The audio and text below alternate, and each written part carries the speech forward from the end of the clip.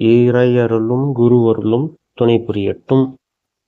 இன்றெடுத்த அன்னை தந்தையை வணங்கி புலன்மயக்கத்தில் இருந்த என்னை சிந்திக்க வைத்த அருள் தந்தை வேதாத்ரி மகரிஷி ஐயாவை வணங்கி நாளொரு கவியாக சிந்தித்து வருகின்றோம். அந்த வகையில் இன்றைய கவி செயலிலே மெய்ப்பொருள் என்பதை சிந்திப்போம். தலைப்பின் மூலமாகவே சிறப்பை தந்துள்ளார். செயலிலே மெய்ப்பொருள்.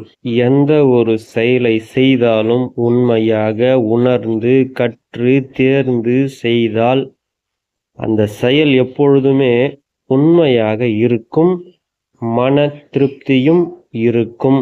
கவிக்குள் செல்வோம். செயல்களே விளைவாக சிவத்தின் செய்கை. சிறந்து விளங்கும் உண்மை தேர்ந்து கொண்டால் செயல்களெல்லாம் நலம் விளைக்கும்வாறே செய்வோம். சிவனை நேராயிரும் சிறப்பீதே என்கின்றார் அருள் தந்தை. செயல்களிலே விளைவாக சிவத்தின் செய்கை என்கின்றார். அதாவது ஒரு செயலை செய்கின்ற பொழுது உண்மையாக உணர்ந்து மனப்பூர்வமாக தன்னை போலயே பிறரையும் நேசிக்க வேண்டும். அதுபோல செய்கின்ற செயல் மன திருப்தியை ஏற்படுத்தும். அது தனக்கோ பிறருக்கோ எந்த ஒரு துன்பமும் அளிக்காத வகையில் இருக்க வேண்டும். இந்த மாதிரி செயல்களை செய்தால் சிவனே நமக்குள் செய்யக்கூடிய செய்கை ஆக அமையும் என்பதே இதனுடைய முக்கிய நோக்கமாகும்.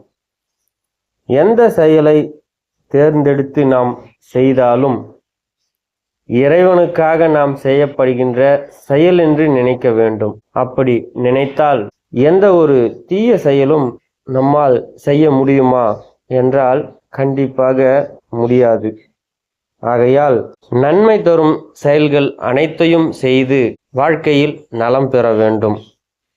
அதை விட்டுவிட்டு செயல் ஒன்று செய்துவிட்டு வினை ஒன்று செய்துவிட்டு நாம் எதிர்பார்க்கும் பலன் ஒன்றாக இருக்க வேண்டும் என்றால் அது ஆகுமா? ஆகாது.